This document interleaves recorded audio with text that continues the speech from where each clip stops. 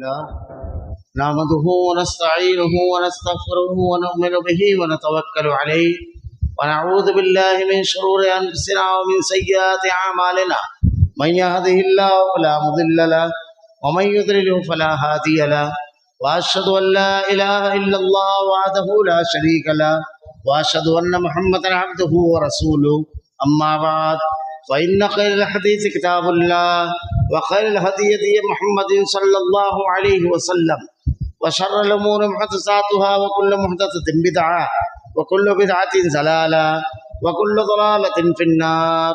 أعوذ بالله من الشيطان الرجيم. بسم الله الرحمن الرحيم.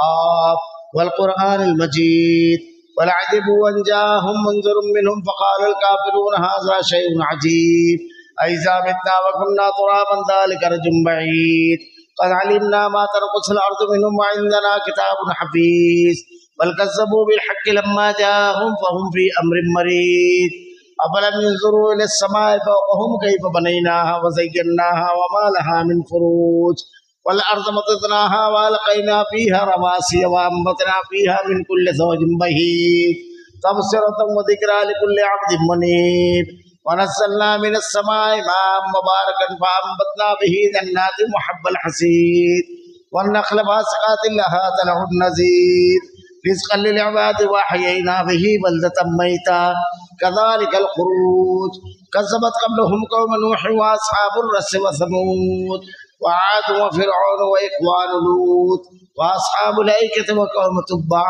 كل كذب الرسل بحق وعيد أفعينا بالخلق الأول بل هم في نفس من خلق جديد.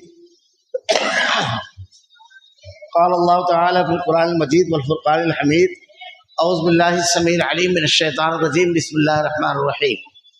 أفحسبتم أنما خلقناكم عبثا وأنكم إلينا لا ترجعون. تمام تعریفیں اللہ رب العالمین کے لیے جو تمام جہانوں کا یک و تنہا خالق و مالک ہے، اور بے شمار درود و سلام و اللہ کے آخری نبی حضرت محمد صلی اللہ علیہ وسلم پر.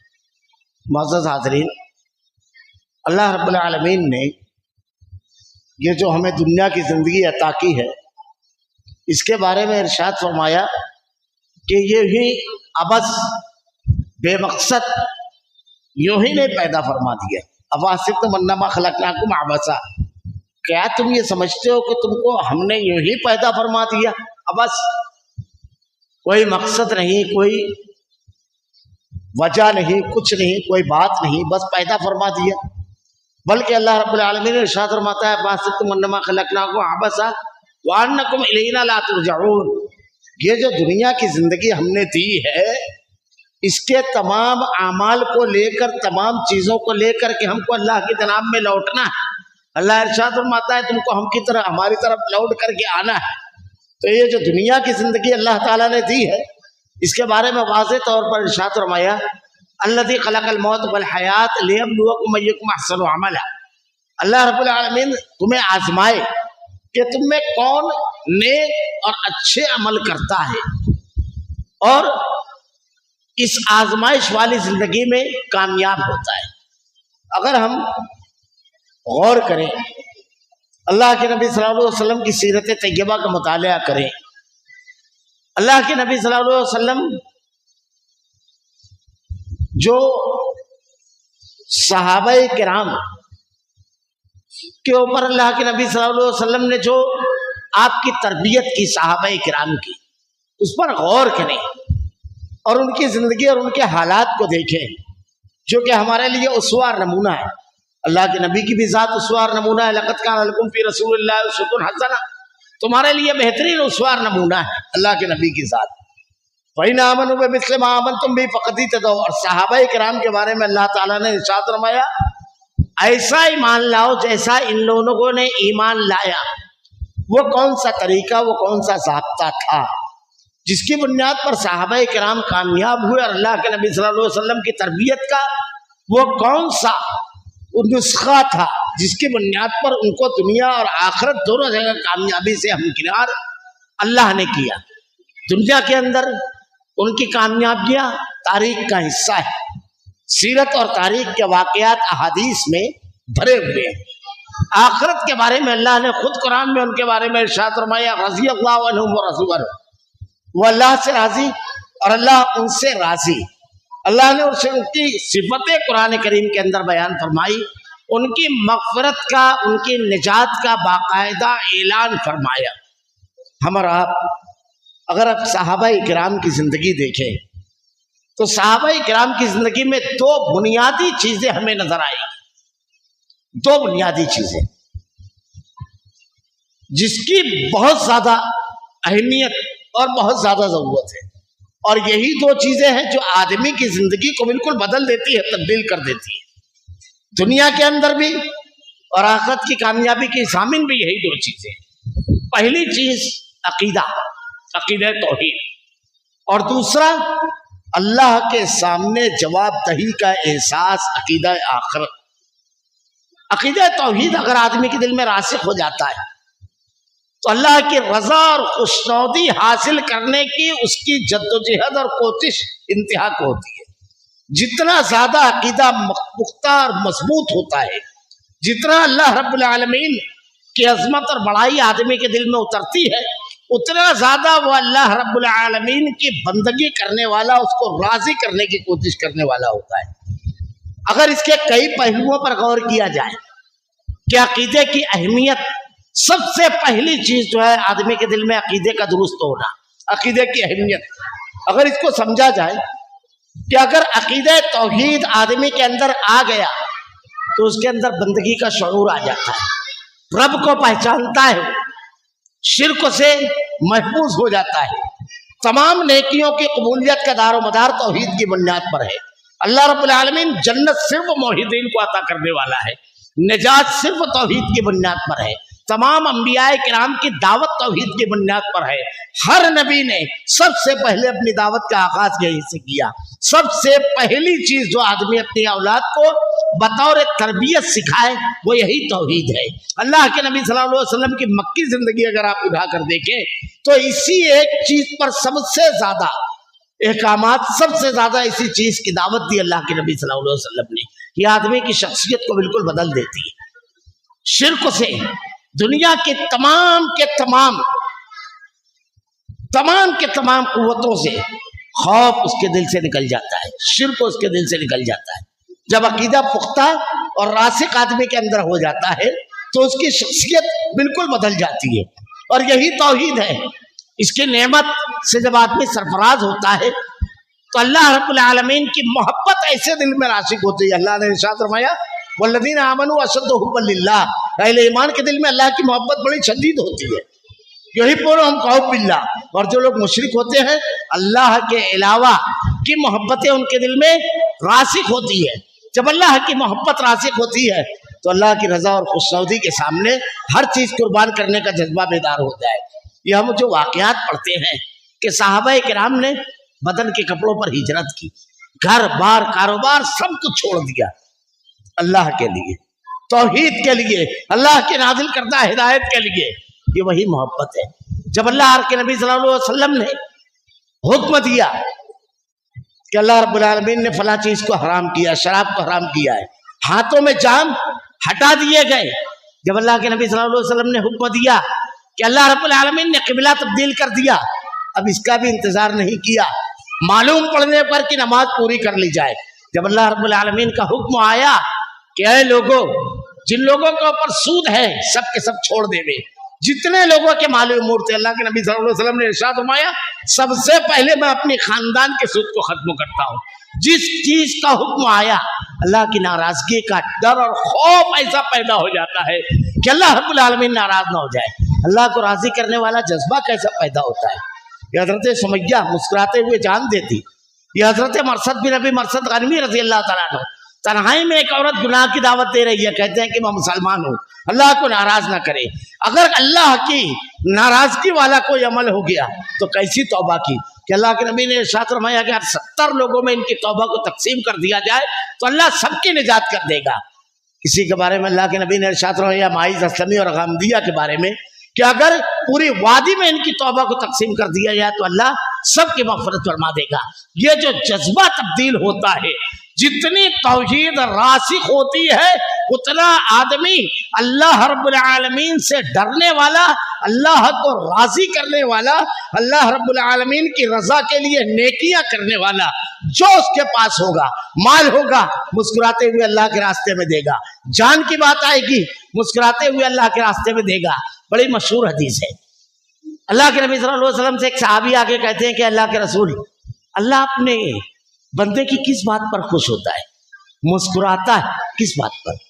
اللہ کے نبی صلی اللہ علیہ وسلم نے ارشاد فرمایا کہ آدمی میدان جنگ میں جائے اور اس کے پاس جو میدان جنگ کے حفاظتی ہتھیار چیزیں ہوتی ہے، ذرا بختر، خود، یہ تمام چیزوں سے آزاد ہو کر اور دشمن کے اندر اپنے آپ کو ڈبو دے ہوئے، وہ صحابی اپنے اوپر ایک چادر پہنے ہوئے ہیں، وہ چادر بھی انہوں نے اتار دی اور اس کے بعد دشمنوں کے نرگے میں جا کر کے حملہ آور ہو گئے، اللہ کے دین کے دشمنوں کے نرگے میں بے شمار زخم آئے، شہید ہو گئے۔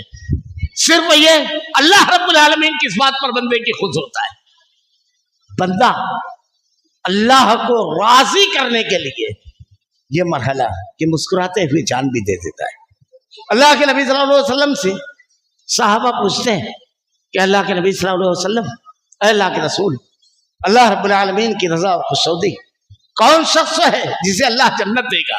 اللہ کے نبی نے ارشاد فرمایا بہترین اخلاق والا شخص۔ اللہ کے نبی صلی اللہ علیہ وسلم نے ارشاد فرمایا کہ اگر کوئی شخص ان اذکار کو پڑھ لے وے، سید الاستغفار معمول بنا لیا، اللہ کو راضی کرنے والی کوئی چیز، چاہے وہ عبادات ہو، چاہے وہ ذکر و اذکار ہو، چاہے وہ مال کا خرچ ہو، چاہے وہ محبتوں کی قربانیاں ہو، اور چاہے وہ جان کی قربانی ہو، چاہے وہ مال کی قربانی ہو، بس اللہ راضی ہو، یہ ایک نقطہ نظر ان کے اندر بن جاتا ہے۔ دوسری چیز، خطبہ بڑا مختصر تو ہوتا ہے، دوسرا پہلو عقیدہ آخرت، اللہ کے سامنے جواب دہی کا احساس، جو میں نے خطبہ مسنونہ کے بعد آیت تلاوت کی۔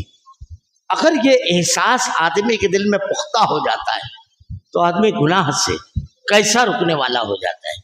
حضرت لقمان کا جو تذکرہ قرآن میں آیا ہے سورہ لقمان میں، اس میں اپنے بچوں کی تربیت کس طرح کی جائے، سلف نے لکھا ہے کہ سورہ لقمان کی یہ جو آیتیں ہیں، ان آیتوں میں اللہ نے جن چیزوں کو بیان فرمایا ہے اور جو ترتیب بیان فرمائی ہے، دونوں چیزیں بڑی اہمیت کی حامل ہیں۔ اس میں سے ہر چیز اگر آدمی اپنی اولاد کو یا آدمی اپنے اندر راسخ کر لیں گے تو آدمی مکمل تعمیر اس کی شخصیت کی ہو جائے گی۔ پہلی چیز حضرت لقمان نے جو اپنے بیٹے کو نصیحت کی، یا بنی لا تشرک باللہ ان الشرک لظلم عظیم، اے میرے بیٹے کسی کے ساتھ شرک نہ کرنا، بلا شبہ یہ ظلم عظیم ہے۔ سب سے اہم چیز شرک سے بچنے کی تلقین اپنے بچے۔ اللہ کے نبی نے کہا، ارشاد فرمایا کہ او قتلتا او حرکتا، چاہے قتل کر دیے جاؤ چاہے جلا دیے جاؤ، لیکن عقیدے کی سوداگری نہ کی جائے۔ ہم واقعات پڑھتے ہیں، مفسرین نے اس واقعے کو اکثر نقل کیا ہے، ان الذين قالوا ربنا الله ثم استقاموا تتنزل عليهم الملائکہ الا تخافوا ولا تحزنوا وابشروا بالجنة التي كنتم توعدون۔ جو کہے ان الذين قالوا ربنا الله، میرا رب اللہ ہے، حضرت حذیفہ رضی اللہ تعالیٰ عنہ کا یہ ایک قافلے کے ساتھ روم گئے، وہاں پر ان لوگوں کو پورے قافلے کو گرفتار کر لیا گیا مسلمان سے، لمبا واقعہ ہے۔ پورے قافلے کو جب گرفتار کیا گیا تو بادشاہ نے بلایا، یہ عقیدے کی جو قیمت ہوتی ہے، ہم نے اپنی نسلوں کو، آج ہمارے یہاں بڑا المیہ ہے، خوف ہے ہر چیز کا، ہمارے یہاں بچیوں کا مسائل ہے، یہی عقیدہ نہ بتانے کی بنیاد پر، یہی عقیدہ نہ سکھانے کی بنیاد پر ہم نے تعلیم دی، ڈگریاں دی، لیکن رب کی معرفت نہیں دی۔ جب ان لوگوں کو گرفتار کیا گیا تو گرفتار کرنے پر معلوم ہوا کہ اللہ کے نبی صلی اللہ علیہ وسلم کے ایک ساتھی ان لوگوں کے درمیان ہے، حضرت حذیفہ رضی اللہ تعالیٰ عنہ۔ بادشاہ نے گرفتار کرنے کے بعد ان سے کہا کہ تم اپنا عقیدہ اور دین چھوڑ دو. ہمارے ہاں معمولی چیزوں پر عقیدہ اور دین قربان کر دیتے ہیں لوگ. بچیوں کے معاملات آج ہمارے سامنے ہیں. دیگر امور میں دین اور عقیدہ. مالی معاملہ اگر مالی فائدہ ہو تو آدمی دین کو پتے پستوں ڈال دیتا ہے. انا کی بات ہو تو دین کو پتے پستوں ڈال دیتا ہے. بات دادا کا رسم و رواج ہو تو دین کو پتے پستوں ڈال دیتا ہے. عقل میں نہیں آ رہا ہے تو دین کو پتے پستوں ڈال دیتا ہے. مختلف بنیادوں پر دین اہم. جب ان سے کہا انہوں نے انکار کر دیا. اس کے بعد پہلے تو سمجھایا, دھمکی دی, اس کے بعد لالچ دینا شروع کیا, جو اہم چیز ہے. لالچ ہی میں آدمی عام طور سے دین کی سوداگری کرتا ہے. لالچ جب ہوتا ہے, کسی چیز کی محبت اللہ کے دین پر غالب ہوتی ہے. بظاہر آدمی سمجھتا ہے کہ نہیں, یہ حرام و حلال میں آدمی جو ملوث ہوتا ہے, یہ جو گناہ کے کاموں میں ملوث ہوتا ہے, اسی کی بنیاد پر کہا کہ اگر تم اپنا عقیدہ اور دین چھوڑ دو گے تو میں تم کو اپنی بیٹی سے تمہارا نکاح کر دوں گا. بڑی خوبصورت حسین و جمیل تھی. آپ نے انکار کر دیا. دوسرا لالچ دیا, آدھی سلطنت دے دوں گا. آپ نے انکار کر دیا. یہ عقیدے کی قیمت, یہ آج معمولی سی زندگی کے لیے ہمارے یہاں عقیدہ قربان کیا جا رہا ہے. ہماری بچیاں عقیدہ قربان کر دے رہی ہیں. یہ اللہ کے نبی کی تربیت تھی, یہ توحید کھوڑ کر پلائی گئی تھی. حضرت سمیہ کتنی ڈگریاں تھی لیکن عقیدہ تھا. ہمارے یہاں ڈگریاں ہیں لیکن عقیدے میں مفلس و قلاش نہیں. کیا کہا, انکار کر دیا. اس کے بعد جب دیکھا کہ لالچ بھی کام نہیں آئی, پھر دھمکی دینا شروع کیا, ڈرانا شروع کیا, خوف دلانا شروع کیا. ایسی اذیت ناک موت دوں گا کہ اس کا تصور بھی نہیں کر سکتے. تو اتنی اذیت ناک موت دوں گا. کہا پرواہ نہیں. اس کے بعد ایک دیگ منگایا تانبے کی, اور تانبے کی دیگ منگانے کے بعد بالکل لال کیا اس کو, اور اس کے اندر آپ کے ایک ساتھی کو ڈال دیا. ذرا تصور کیجئے, کانپ جاتا ہے آدمی. بڑی اہم چیز ہے. ہم قرآن میں واقعات پڑھتے ہیں, یہ واقعات وہی بتاتے ہیں. احادیث میں جو واقعات ہیں, قرآن میں واقعہ ہے اصحاب الاخدود کا. وہ ایک بادشاہ تھا, اس کے دور میں ایک جادوگر تھا اور ایک مسلمان. اس کے اوپر جب سب ایمان لے آئے اس کی دعوت پر, اللہ پر, تو بادشاہ جو تھا وہ اپنے آپ کو رب کہتا تھا. اس نے حکم دیا کہ خندق کھودی جائے اور خندق کھود کر کے آگ جلائی جائے.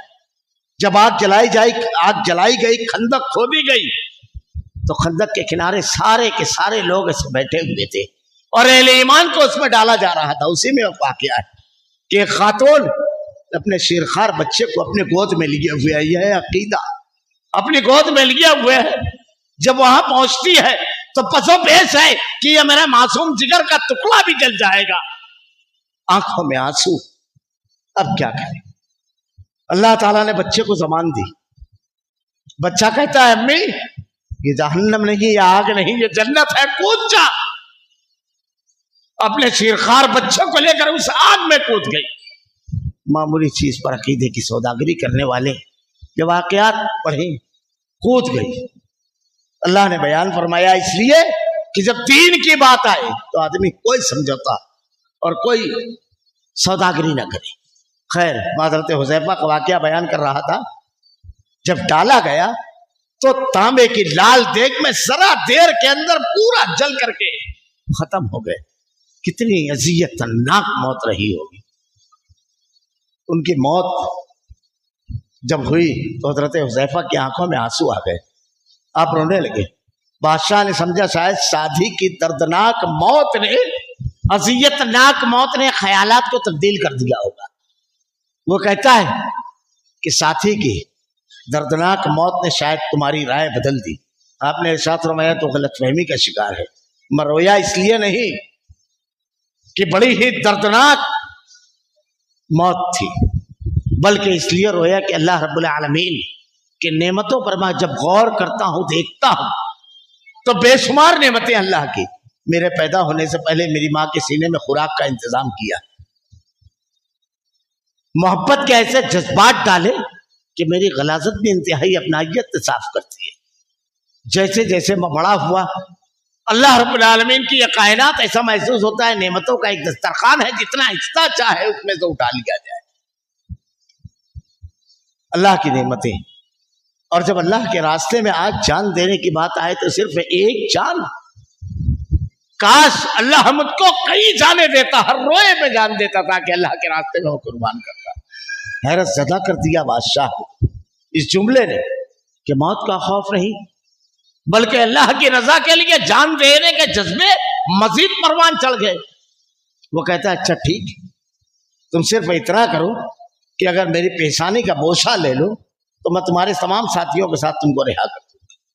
آپ نے منظور کر لیا ساتھیوں کی رہائی کی بنیاد پر، اور تمام کے تمام ساتھیوں کو اس بنیاد پر رہا کر دیا گیا۔ اس بنیاد پر یہ عقیدہ توحید، جو عقیدہ ہے راسخ ہوتا ہے، پہلی چیز اپنے بیٹے کو بتائی یا بنی لا تشرک باللہ ان الشرک لظلم عظیم، اے میرے بیٹے اللہ کے ساتھ کسی کو شریک نہ کرنا۔ یا بنی اقیم الصلاۃ وامر بالمعروف ونہی عن المنکر واصبر علی ما اصابک ان ذلک من عزم الامور۔ اس کے بعد ارشاد فرمایا یا بنی انہا ان تقم مثقال حبۃ من خردل فتکن فی صخرۃ او فی السماوات او فی الارض یأتی بہ اللہ ان اللہ لطیف خبیر۔ اے میرے بیٹے، کوئی عمل ذرے کے برابر بھی اگر کرے گا کسی ایسے پتھر میں جس میں کوئی سوراخ نہ ہو تو اللہ قیامت کے روز لے آئے گا۔ دونوں پہلوؤں سے اس پر آدمی غور کرے۔ آدمی نیکیاں کرتا ہے بالکل اکیلے تنہا، کوئی دیکھنے والا نہیں ہوتا ہے، اللہ نے یقین دلایا فَمَن يَعْمَلْ مِثْقَالَ ذَرَّةٍ خَيْرًا يَرَهُ وَمَن يَعْمَلْ مِثْقَالَ ذَرَّةٍ شَرًّا يَرَهُ۔ اللہ تمہاری کسی نیکی کو ضائع نہ کرے گا، دنیا قدر کرے نہ کرے، دنیا ان نیکیوں کو قبول کرے نہ کرے، دنیا ان نیکیوں کے بجائے تم کو بجائے تمہاری حوصلہ افزائی کے تمہاری حوصلہ چکنی کرے اور تمہارے خلاف حالات پیدا کرے، کوئی فرق نہیں پڑتا۔ یقین کامل دل میں رکھیے، اللہ ذرے کے برابر بھی اگر نیکی ہو تو اللہ اس کو لائے گا، ذرے کے برابر بھی گناہ ہو اللہ اس کو لائے گا قیامت کے روز۔ آخرت کا تصور ہے، بڑا مشہور واقعہ ہم بار بار سنتے اور پڑھتے آئے ہیں۔ یہ گناہ سے روکتا ہے، آدمی گناہ سے روکتا ہے۔ بنی اسرائیل کے 3 لوگ، مشہور واقعہ ہے، ایک غار میں پھنس گئے۔ میں پورا واقعہ نہیں، صرف اس کے ایک پہلو پر انتہائی اختصار سے روشنی ہے۔ اس میں ہر شخص یہ کہتا ہے کہ ایسی نیکی کو یاد کریں اور پھر اللہ سے دعا کریں۔ یہ اللہ نے جو ارشاد فرمایا یا ایھا الذین آمنوا اتقوا اللہ وابتغوا الیہ الوسیلہ، اللہ کے لیے وسیلہ تلاش کرو، تو وسیلہ نیکیاں، نیک عمل، تاکہ اس کے ذریعے آدمی اللہ سے قریب ہو۔ شخصیات کا وسیلہ، لوگوں کا وسیلہ، اس کی کوئی دلیل نہیں ہے، شرک ہے۔ دعا، اللہ کے نبی صلی اللہ علیہ وسلم نے 700 سے زائد دعائیں بتائی ہے، کسی ایک دعا میں وسیلہ نہیں بتایا، ایک دعا میں۔ اللہ کے نبی صلی اللہ علیہ وسلم نے انبیاء کرام کی دعائیں قرآن میں نقل کی ہے۔ مختلف مصیبتوں اور مختلف آزمائشوں میں جب گرفتار ہوئے کوئی وسیلہ نہیں، اللہ سے مانگنا۔ اور یہ جو ہمارے یہاں جھوٹا فلسفہ بیان کیا جاتا ہے کہ مجرم اور گنہگار آدمی، اللہ کے نبی صلی اللہ علیہ وسلم نے ارشاد فرمایا کہ اللہ راضی ہو جاتا ہے، خوش ہو جاتا ہے جب بندہ اللہ کی جناب میں اپنے ہاتھوں کو اٹھا کر 2 قطرے آنسو بہاتا ہے، اپنے گناہوں کا اعتراف کرتا ہے، تو اللہ تعالیٰ کہتا ہے میرے بندے نے غلطی کی، اس نے یہ جانا، اس کا ایک رب ہے جو اس کو معاف کرنے والا ہے۔ فرشتوں گواہ رہنا، 99 آدمی کا قتل کیا بنی اسرائیل میں، اچھا اللہ رب العالمین نے اسے بھی بخش دیا۔ ایک آدمی بنی اسرائیل میں اللہ کے نبی نے ارشاد فرمایا ایسا تھا، ہر گناہ کیا تھا اس نے اپنے بچوں کو مرتے وقت تو کہا کہ میری لاش کو جلا دینا اور میری راکھ لاش کی دریا میں بہانا، پہاڑوں کی بلندی پر لے کر کے جانا اور تیز چلتی ہواؤں میں بکھیرنا اور ایک حصہ ریگستانوں میں پھیلا دینا، تاکہ اتنا بڑا مجرم ہوں میں زندہ نہ کیا جاؤں دوبارہ۔ اللہ کے نبی صلی اللہ علیہ وسلم نے ارشاد فرمایا اللہ رب العالمین نے حکم دیا، سمندروں کو، پہاڑوں کو، ریگستانوں کو حکم دیا، اس کی پورے کے پوری وجود کو جمع کیا گیا۔ اللہ کی جناب میں جب اس کا کھڑا کیا گیا، اللہ کے نبی صلی اللہ علیہ وسلم نے ارشاد فرمایا، اللہ نے اس سے پوچھا، کہا اللہ اتنا بڑا مجرم، اتنا زیادہ گناہ کیا میں نے، تیرے سامنے کھڑے ہونے کے خوف نے جواب دہی کہ خوف نے مجھ کو یہ کیا. اللہ کے خوف، جس کے دل میں اللہ کا خوف آ جائے تو تجافی جنوبہم عن المضاجع یدعون ربہم خوفا وطمعا، وہ سب سے شاندار اور بہترین آنکھ ہے، وہ سب سے بہترین پہلو پل ہے انسانی زندگی کا جب آدمی اکیلا ہو اور اللہ کے ڈر سے اس کے آنکھ میں 2 قطرے آنسو آ جائے. سب سے بہترین لمحہ انسانی زندگی کا کہ اللہ کا ڈر، بس کچھ سوائے اللہ کے ڈر اور خوف کی کچھ نہیں. خیر، ان 3 لوگوں نے آپس میں بات کی. ہم کو اپنی ایسی نیکی بتانا ہے جس نیکی کو ہم نے صرف اللہ کے لیے کیا، کسی کے لیے نہیں، خالص اللہ کے لیے. سب نے اپنی اپنی نیکیاں بتائی. اس میں ایک شخص نے بتایا میں مالدار تھا اور اس کی ایک چچا بہن تھی، اس سے اس کا برائی کا ارادہ تھا. ایک مرتبہ، کئی مرتبہ اظہار کیا، لیکن بڑی نیک عورت تھی وہ، ہر مرتبہ وہ بچتی رہی. ایک مرتبہ انتہائی مجبور ہو کر کے وہ اس کے پاس آئی. اس نے یہ شرط رکھی کہ تنہائی میں ملاقات کرے. مجبوری نے، حالات کے تھپیڑے ایسے تھے، مجبوری نے اس کو رضامند کرنے پر رضامند ہو گئی کہ میں تنہائی میں ملاقات کروں. وہ کہتا ہے دعا مانگتے ہوئے کہ جب تنہائی ملی اور وہ اس کے ساتھ برائی کے ارادے سے اس کی طرف گیا، اس کے قریب ہوا تو اس کے چہرے پر نظر پڑی تو وہ نیک دامن عفیفہ خاتون، مقدس خاتون، اس کا چہرہ بالکل پیلا اور بدلا ہوا تھا. حیرت زدہ ہو گیا. کہتا ہے لذت و سرور کے ان لمحات نے کس بنیاد پر تیرے چہرے کو بدل دیا؟ وہ کہتی ہے کہ اللہ کے سامنے کھڑے ہو کر کے جواب دہ ہونا ہے. اللہ کا خوف، اللہ کی گرفت اور اللہ کی پکڑ نے مجھ کو، میرے چہرے کا رنگ بدل دیا. وہ اٹھ کر کے کھڑا ہو جاتا ہے اور کہتا ہے مجھ کو تو اللہ نے سارے انعامات دیے ہیں، مجھ کو زیادہ حق ہے کہ میں اللہ سے ڈروں. اور اس کے بعد وہ جملہ کہتا ہے، کھڑ جاتا ہے، یہ جملہ کہتا ہے اے اللہ تو جانتا ہے گناہ پر میں غالب تھا، میں کر سکتا تھا گناہ، لیکن صرف اور صرف تیرا خوف، تیرا ڈر اللہ، صرف تیرے سامنے جواب دہی کا خوف تھا جس نے مجھ کو روکا. رب العالمین اے اللہ یہ نیکی جو ہے اس کو قبول فرما. اے اللہ اس نیکی کے بدلے اس مصیبت سے ہم کو نجات دے. رب العالمین اپنی نیکیوں کو یاد کیا، دوسرے کی نیکیوں کو نہیں، دوسروں کی شخصیات کو نہیں، اللہ کی رضا کے لیے. اور کتنی حدیثیں پڑھتے جائیے آپ. اللہ کے نبی نے کہا کس کی دعا قبول ہوتی ہے؟ اس کے اور عرشوں کے درمیان کوئی آڑ نہیں ہوتا ہے، مظلوم کی. یہاں یہ نہیں کہا کہ وسیلہ لگاؤ. اللہ کے نبی نے کہا جوتے کا تسمہ بھی مانگنا ہے تو مجھ سے مانگو. خیر، عقیدہ ہے آخرت. ایک مرتبہ جب ہم قیامت کا منظر پڑھتے ہیں، سارے رشتے کاٹ دینے والی چیز کا نام ہے آخرت. سارے رشتے کاٹ دینے والی چیز کا. اللہ کے جناب میں جب آدمی کھڑا ہوگا بالکل اکیلا اللہ کے جناب میں جائے گا، بالکل برہنہ اٹھے گا. حضرت عائشہ صدیقہ سے اللہ کے نبی نے ارشاد فرمایا عائشہ قیامت کے روز اللہ کے جناب میں جب لوگ اٹھائے جائیں گے تو بے لباس ہوں گے. اما عائشہ نے وہی سوال کیا جو ایک عفیفہ مقدس نیک باحیا پاک دامن خاتون پہلا سوال کر سکتی ہے کہ اللہ کے رسول کیا ایک دوسرے کی طرف دیکھیں گے نہیں؟ اللہ کے نبی نے ارشاد فرمایا عائشہ وہ اتنا ہولناک دن ہوگا کہ آدمی اپنے وجود سے بیگانہ ہوگا، اپنی طرف بھی نہیں دیکھے گا کہ میں کس حالت میں ہوں. اپنی طرف بھی.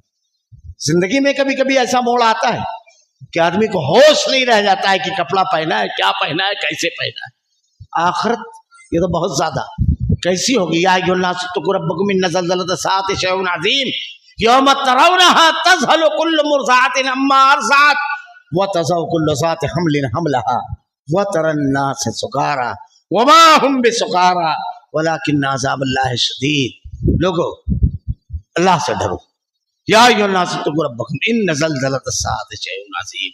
قیامت کا زلزلہ بڑا عظیم، بڑا ہی ہیبتناک ہے. اس روز دودھ پینے والیاں اپنے دودھ پیتے بچوں سے بیگانہ ہو جائے گی. ماں کسی حالت میں بچے کو نہیں چھوڑتی ہے، ایسے معصوم بچوں کو، لیکن اس وقت اس کو اس کا ہوش نہیں رہے گا. حمل والیاں اپنے حمل کو گرا دے گی اور انسان کو تم دیکھو کہ زمین پہ ایسے ٹکراتا ہوا چلے گا جیسے وہ نشے میں ہے. ولیکن عذاب اللہ شدید، حالانکہ وہ نشے میں نہیں ہوگا، اللہ کا عذاب بلا شبہ بڑا شدید ہے. اللہ نے ارشاد فرمایا وَلَقَدْ جِئْتُمُونَا فُرَادَىٰ كَمَا خَلَقْنَاكُمْ أَوَّلَ مَرَّةٍ وَتَرَكْتُم مَّا خَوَّلْنَاكُمْ وَرَاءَ ظُهُورِكُمْ وَمَا نَرَىٰ مَعَكُمْ شُفَعَاءَكُمُ الَّذِينَ زَعَمْتُمْ أَنَّكُمْ فِيكُمْ شُرَكَاءُ لَقَدْ تَقَطَّعَ بَيْنَكُمْ وَضَلَّ عَنكُم مَّا كُنتُمْ تَزْعُمُونَ. آج تم ایسے ہی اکیلے آ گئے. وَلَقَدْ جِئْتُمُونَا فُرَادَىٰ كَمَا خَلَقْنَاكُمْ أَوَّلَ مَرَّةٍ، جیسے ہم نے پہلی مرتبہ تم کو بھیجا تھا. کوئی نہیں تھا تمہارے ساتھ جب تم دنیا میں گئے، اکیلے بے لباس. اور کہاں ہے تمہارے وہ سوارشی؟ وَمَا نَرَىٰ مَعَكُمْ شُفَعَاءَكُمُ الَّذِينَ زَعَمْتُمْ أَنَّكُمْ فِيكُمْ شُرَكَاءُ، جن کے بارے میں تم یہ عقیدہ رکھتے تھے کہ یہ بچا لیں گے، یہ ہے نا، جن کو بتاتے تھے دین چھوڑ دیتے تھے. کہاں ہے؟ ہمارے یہاں کہتے ہیں نا شے کے دامن پکڑ کر مچل جائیں گے. قیامت کیا ہے؟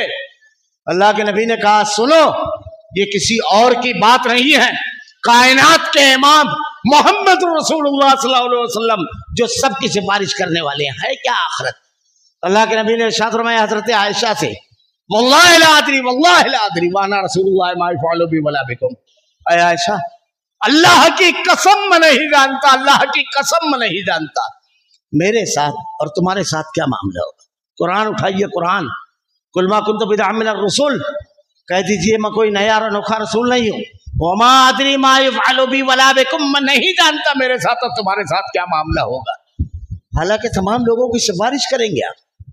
اللہ نے کہا آپ کے بارے میں لِيَغْفِرَ لَكَ اللَّهُ مَا تَقَدَّمَ مِن ذَنبِكَ وَمَا تَأَخَّرَ، آپ کی تمام اگلی پچھلی غلطیوں کو اللہ نے معاف فرما دی.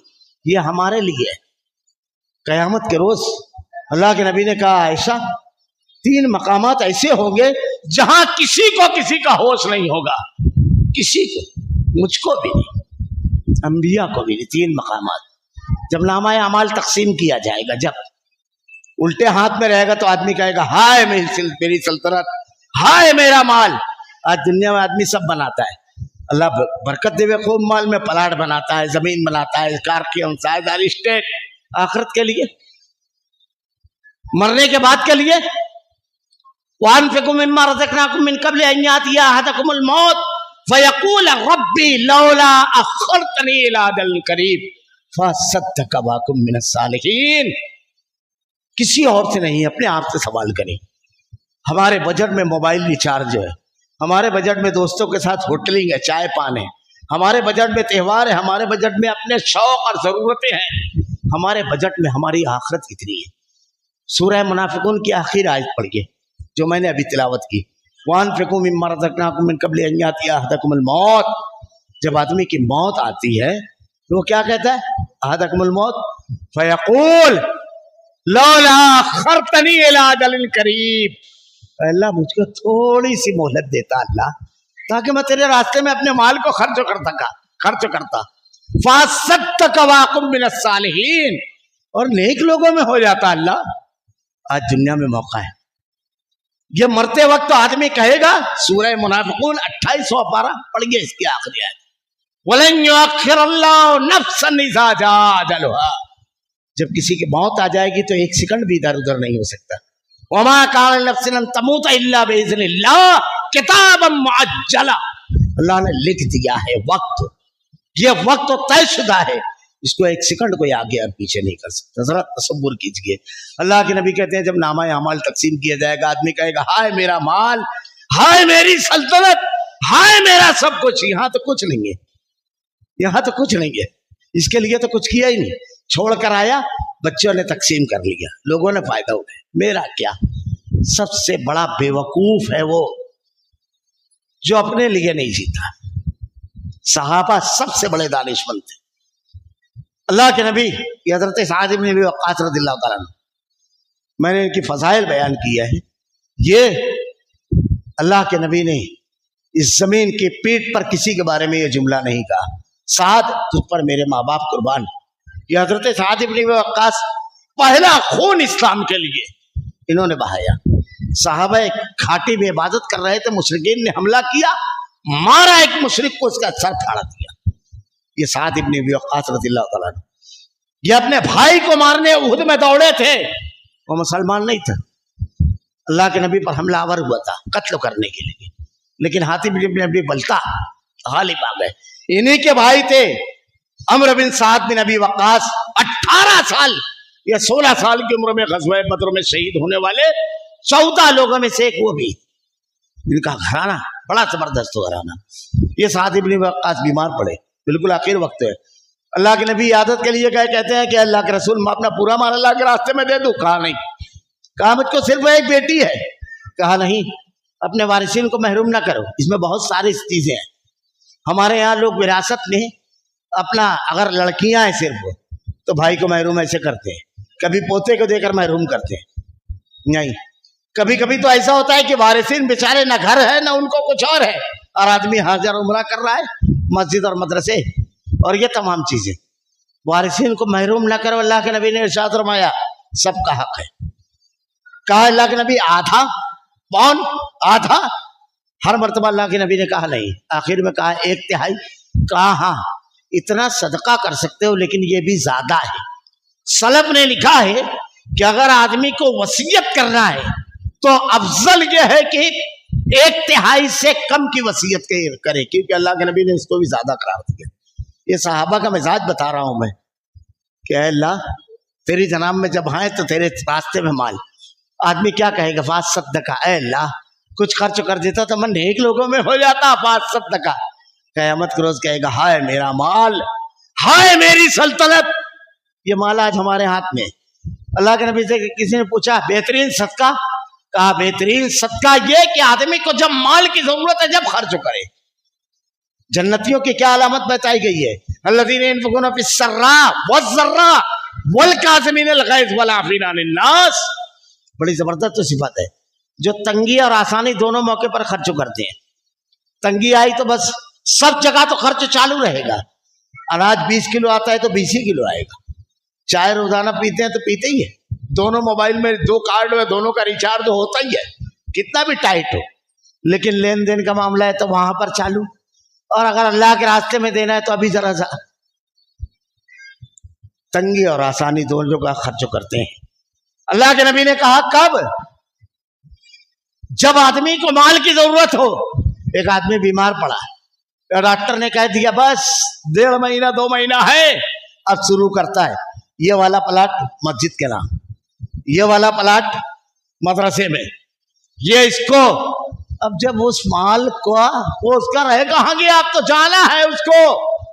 سکرات میں پہنچا تو شروع کیا لکھانا.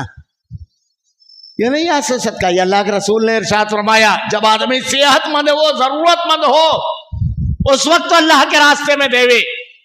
خیر کہے گا ہائے میرا مال, پہلا مرحلہ. دوسرا مقام جب نامہ اعمال تولا جائے گا, کوئی کسی کا کام نہیں آئے گا وہاں, کوئی نہیں, اسی کے آنے جانے سے کچھ نہیں ہوگا. ذرے کے برابر بھی نیکی ہوگی اللہ لے آئے گا, ذرے کے برابر بھی گناہ ہوگا اللہ لے آئے گا. کیسے بچے گا آدمی جانتے ہو, صرف اللہ کی رضا کی وجہ سے, صرف اللہ کی رضا. اللہ کے نبی نے کہا کوئی جنت میں نہیں جائے گا اپنے عمل کی بنیاد پر جس سے اللہ راضی ہو جائے. کتنی کوشش کرے گا آدمی اللہ کو راضی کرنے کی. اب آدمی کے لیے ضروری نہیں ہے چاہے وہ امیر ہو, چاہے غریب ہو, چاہے مزدور ہو, چاہے سیٹ ہو, چاہے بوڑھا ہو, چاہے جوان ہو, چاہے بڑا آدمی چاہے چھوٹا, سب جنت میں جا سکتے ہیں. اللہ نے اس کے راستے بتایا ہے, ہماری طاقت میں جو ہے وہ کریں. صبح شام کے اذکار اگر آدمی پڑھے, اللہ کے نبی نے کہا اگر سید الاستغفار آدمی پڑھ لیتا ہے, صبح پڑھتا ہے رات کو مر جاتا ہے تو اللہ تعالیٰ اس کو جنت, رات کو اگر پڑھے گا صبح مر جائے گا تو جنت. کسی بھوکے کو کھانا کھلا دیجیے. اللہ کے نبی نے کہا قیامت کے روز اللہ کہے گا میں تو بھوکا تھا, بندہ کہے گا تو سب کو رزق دینے والا رزاق تو کیسے بھوکا, کہے گا میرا فلاں بندہ تو وہ بھوکا تھا تو اسے کھلاتا, آج میں تجھے کھلاتا. معمولی چیزیں یہ نہیں ہے, یہ معمولی چیز نہیں ہے, یاد رکھیے. تو پہلی مرحلہ یہ. دوسرا حساب کتاب کا, اللہ راضی, جس سے اللہ راضی ہو جائے گا چھوٹی چھوٹی نیکیوں پر اللہ جنت دے گا. اللہ کا رحم کتنا غالب ہے, ایسا لگتا ہے اللہ تعالیٰ بخشش کے بہانے ڈھونڈے گا بندے کے, تو سب کو راضی کرنے کی کوشش. تیسری چیز کیا کہی, جب پل صراط سے گزرنا ہوگا, حضرت ابراہیم علیہ السلام خلیل اللہ کہیں گے اللہم سلم اللہم سلم, اے اللہ آج میں تجھ سے صرف میری لیے مدد چاہتا ہوں, بس میری نجات ہے، اللہ پاک میں کچھ نہیں کہوں گا. یہ ہے پولیس رات. یہ آخرت رشتوں کو کاٹ دینے والی، ساری چیزوں کو ختم کر دینے والی ہے. یہ آخرت یہ اگر رہے گا تو آدمی آخرت کا سامان کرے گا.